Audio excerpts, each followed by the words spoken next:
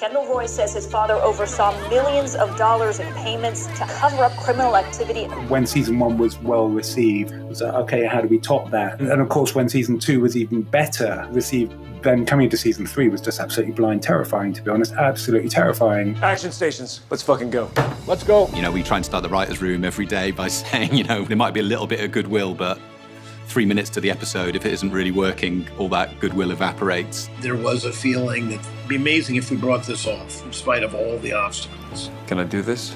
Can I win? We'll go full fucking beast! We did our normal writer's room, which we do in London for 4 or 5 months, and we all meet up. I was in a position in March of 2020 of, as usual, being a little bit behind and wanting the whole world to stop for a couple of months, which it promptly did, in a way that no one would have wished it to stop. You heard where we're at? Uh-huh.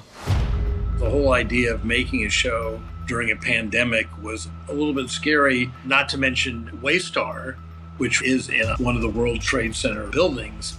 You know, the whole downtown economic sector, Wall Street, all of it was essentially shut down. It was surreal, a little Twilight Zoning.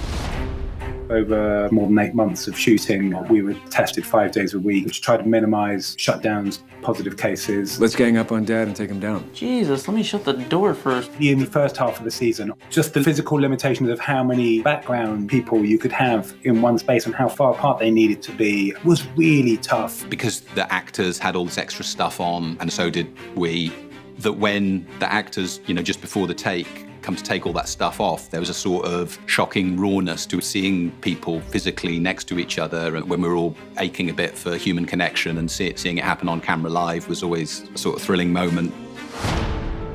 On Succession, the staging is about finding authenticity and naturalism to these scenes. My blocking will be, okay, come on and let's see what happens. It's like the first day of rehearsing a play and keeping it as unspecific as possible. The more specific it gets, the more geometric, the more symmetrical it becomes, the less authentic it always appears to me. Just feeling a little out of the loop, Dad. Oh, of course, things have moved very fast. Come in.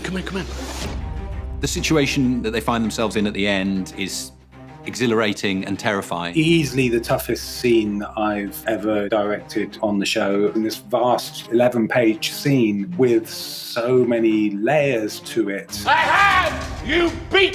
For a long time, I couldn't find the ending. I always know what the end shot is, and I couldn't find it. And then we did a take where we just continued Sarah's action, and we gave her character time to process that grief, if you like, the shock. And she broke down, and he walked over and he put his hand on her shoulder and said, "You okay?" Okay. And she was starting to shake, but she instead put a game face on and said, "Yep." And as soon as we had that moment, I knew we had the end of the season. I fucking win. You know, filmmaking is pretty tough at the best of times. There's nothing like adversity to bring things closer as well. Everyone sort of rose together. Before we started, the problems with COVID did sometimes seem insurmountable, but we did get carried through by the ingenuity and strength of the crew.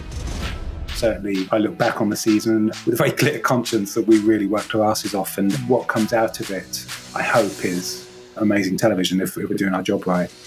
It's pretty exciting if you love this stuff, which I do. You just got to try and make the stories as fascinating as you can and as true as you can. It's war!